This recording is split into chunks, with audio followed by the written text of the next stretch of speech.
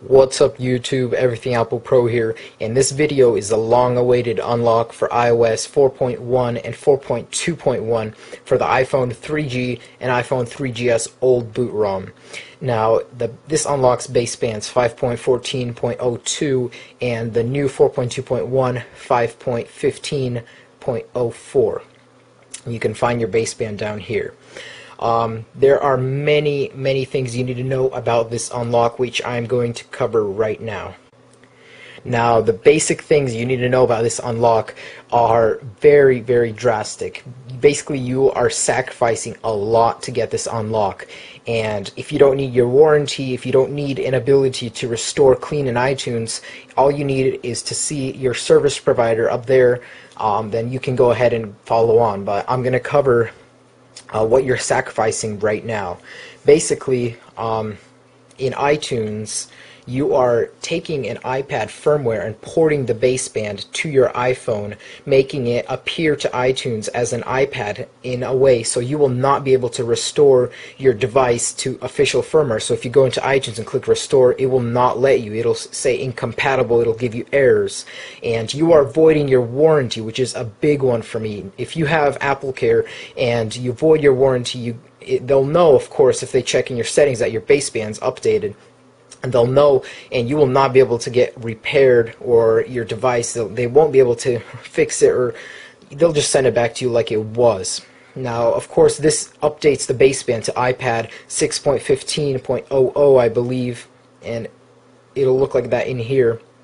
And this is a very negative thing about the unlock, but if you guys absolutely need to see your carrier right there, you need to use it, you don't care about the risks, and you're not going to be restoring it or updating in iTunes anyways, then you can go ahead and follow along. And basically, if you're trying to restore your device, you will have to restore to the custom firmware we make every single time.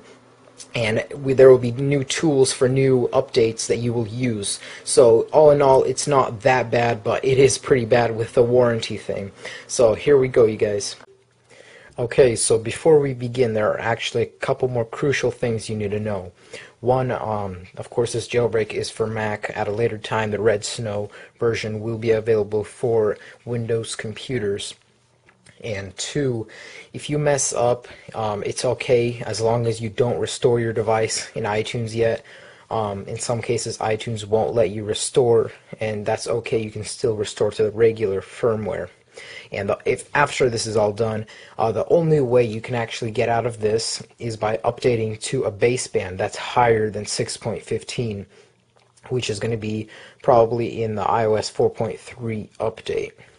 So there's no way to restore to an official iTunes IPSW now until a later version is released with a higher baseband than 6.15. And so you will need probably about three things. One, you will need your device updated to 4.2.1. If it's a 3GS, then it absolutely has to be on 4.2.1. And if your device is an iPhone 3G, then it's okay if it's on 4.1 or 4.2.1. And if you're wondering why the 3GS has to be updated 4.2.1, is because the old boot ROM 3GS has trouble with this jailbreak. And if you have a new boot ROM 3GS, then go ahead and use this jailbreak without updating to 4.2.1. But okay, so you'll need three things. One, of course, the update. Two, you'll need your 4.1 firmware for your device. You'll need the 3.2.2 firmware for the iPad, and Ponage Tool 4.1.3. I'll have links in the description. Okay, so we will be building the custom IPSW, so go ahead and run Ponage Tool. And here we will select Expert Mode on the top, and we'll click on your device, of course, in this category. And go ahead and click Next. And now we're browsing for the 4.1 IPSW. And it'll load for a second. And then after that, it'll ask you about the unlock, which of course voids your warranty, but it'll ask you if you want to do it. And if you want to unlock, click yes. Now we're browsing for the iPad 3.2.2 firmware, which is also on my desktop right here. And it's browsing. Now from here, we just click on General, Next, activate the iPhone. If you are using AT&T, there should really be no reason you're doing this jailbreak, because it will screw up your device really bad. But of course, if you're not legit, just click on activate the iPhone and go ahead and click next, next, next. And if you want boot logos, you can browse them here. I'll just go ahead and leave them on there. And next. And click on build and click the little blue arrow and save it to your desktop. I already have it done and it takes a while, but I'll be right back. While we're making our custom IPSW, I really want to let you guys know that there will probably be no other unlock and no other way to unlock your device besides doing this, which in the end ruins your warranty, but only, I guess, for a time before a newer version comes out with a higher baseband when you can actually upgrade. And to let you guys know, I wouldn't really do this for me because, one, I don't have a carrier unlock, and if you don't need a carrier unlock, there should really be no reason why you would ever even think about doing this, because it does make you sacrifice a lot of things. But on with the jailbreak. Once the IPSW has been built, you're presented with this, and what we're going to be doing is we have two options. One, if you see on your device a Cydia icon, that means you're pwned or jailbroken, and you're going to be clicking yes. If you don't see it, you're going to be clicking no. And both of these are putting your device into different modes. One, for yes, is recovery mode, and no is DFU mode. DFU mode, I'll have a video guide right here to help you in case you're having trouble with that, but it does give you a good guide. It gives you a time limit and when you should press the buttons, but I have a jailbroken device, so I'll be putting it into recovery mode. So click yes, and what we'll be doing is just turning your device off, and we are putting it into recovery mode, which is different than DFU mode. So hold the home button for maybe 5 seconds. 5, it doesn't really matter.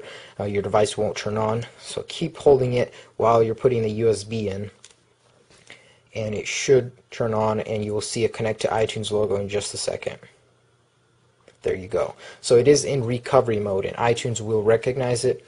And what we will be doing now is holding Option on our keyboards and clicking Restore, and we will be browsing for the Custom Restore firmware, which it has in the name Custom Restore, and click Choose.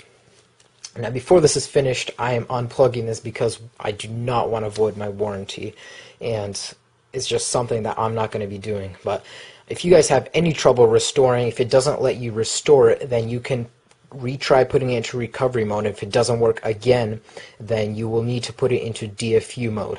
And to get out of recovery mode, just hold home and power button until it reboots.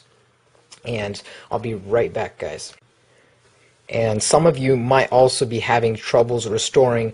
If that DFU mode doesn't help, then I'll put a link for iReb right there that will put your device in a pwned state where you can actually restore it. So on with the jailbreak. Okay, so once your device has finished restoring, you can check that it has worked by going into Cydia.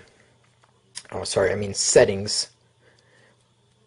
Then click on General and About, and here you will see 4.1, and if you scroll down you will see baseband 6.15.00 right there.